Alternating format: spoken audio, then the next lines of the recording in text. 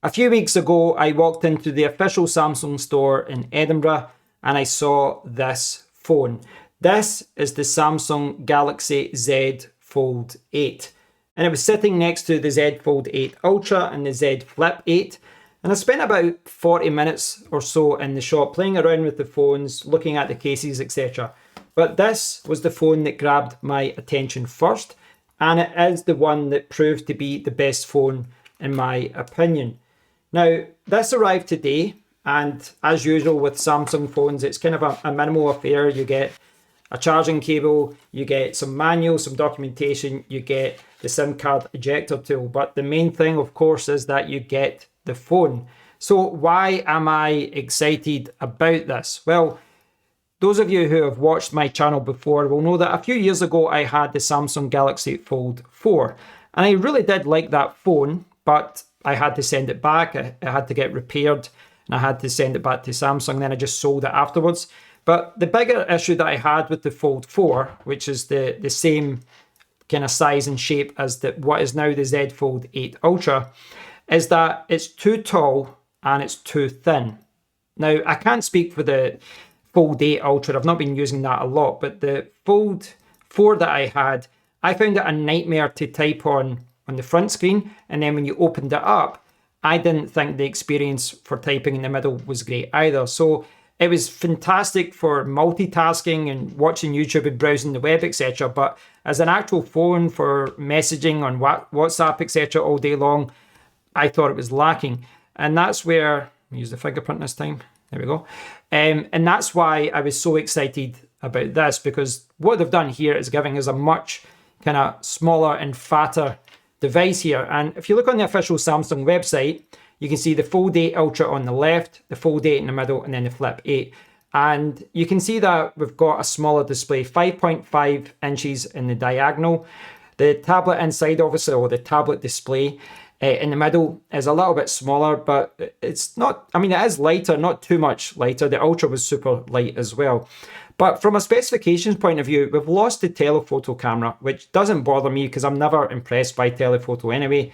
But beyond that, you know, the specifications are almost identical. You've got the same CPU, same chipset. All the tech specs look the same. They really do. You're really not getting anything more by going up to the Ultra beyond the actual physical size of the device and the display, etc. being bigger. And to me, this really is the perfect size and shape. Now, obviously, it's early doors. I've only actually unboxed this a few hours ago, and I wanted to do that. I wanted to just jump right into a video because I wanted to give my first impressions of this phone, you know, just out of the box, and just give you my first initial impressions. One thing to note, I've not transferred anything yet from my iPhone 17 Pro Max, and that's by design because I wanted to see what the bloatware was, what apps are there. So what I did was go through the whole installation process, and I didn't sign into Google, I didn't sign into Samsung, I just clicked yes to all the apps that they recommended. And you can see that they have installed a lot of Samsung apps, etc. But you can remove these if you wish. But just when I've got my iPhone 17 Pro Max here, I am used to these large candy bar devices. I've kind of got used to it over the years, but I'm not sure I'll feel the same way. If I spend a few months with this, I'm not sure how I'm going to feel when I go back to a larger phone. But just looking at it, you can see that, I mean, it's incredible. I mean, one thing that kind of grabs my attention is just how thin this is. You know, even with the front and back there, when it's sandwiched together like a regular candy bar phone, it's not thick in the slightest. I mean, it really is thin. It's incredible. It really is incredible what they've done.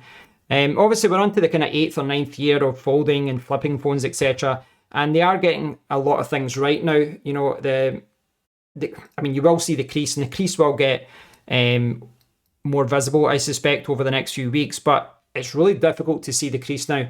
In the first iterations of the folding and flipping phones, the crease was so noticeable. But, you know, every year it just gets better and better. So at this stage, I've not really used it. The only thing I noticed there was when I was in the settings area, I was typing, as you can see I typed in display there, and right away I was like, oh, that's good. I think just the size and shape of this makes it a really nice phone to type on. I need to spend more time with it, but initial impressions of this are excellent. Really nice display. It's just so nice to hold in the hand as well. So over the next couple of weeks, I will be speaking more about this phone. I do have a case coming. I might have another one coming as well, so I'll do reviews of those. I want to spend some time with it, etc. But yes, I'll be transferring everything from my iPhone to this because I want to use this as my regular phone. One thing I do want to talk about before I go, though, is just pricing. When I went into the Samsung shop, you know, the guy behind, what was I going to call it? I was going to say the guy behind the desk. The salesman was very friendly, very helpful. And, you know, the retail price on this officially is like £1,699 here in the UK. But Samsung have a very different marketing approach to Apple. You know, the price they say is not the price that you're going to pay. So they say it's £1,700, but you know, within minutes of speaking to that guy, I had like £400, £500 of discounts. He brought it down to like £1,250. So I thought it was a great saving. But a few days later, I looked on the official Samsung website, and the discounts on the official website were infinitely better than what the guy had offered. So I didn't want the guy to lose the commission, but I didn't want to pay an extra £300 either. So the total price that I paid for this was about £900 because I bought an old Samsung Galaxy Watch 5. So I took advantage of Samsung's trade-in bonus. But I just wanted to tell you that because it's very different from buying an Apple iPhone. When a new iPhone comes out, you can sometimes get, you know, 20, 30 or £40 or $40 off. But with Samsung, you really have to play their whole discount code system. You have to trade in a tablet or a watch or a phone or something. And you have to do that to get it down to a good price. And from what I've seen, you cannot get the best price in the official store. You have to go to Samsung.com and enter all the discount codes, etc. And you obviously can get good deals through contracts and all that as well, but I prefer to go SIM-free and just buy the phone separately. But yes, stay tuned. I will be spending a lot more time with this phone. It is incredible.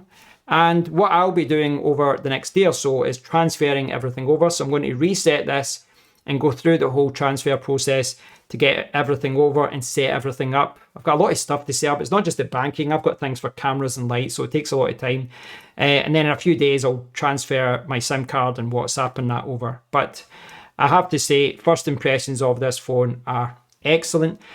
You know, I'm always saying, don't believe the hype. A lot of these things are really hyped at launch, especially for people that are in the Stonecutters Club and they get to go to these conferences and they see these phones a few weeks in advance. But, you know, I was so impressed with this in the store and I'm so delighted with it. You know, it just feels so nice in the hand.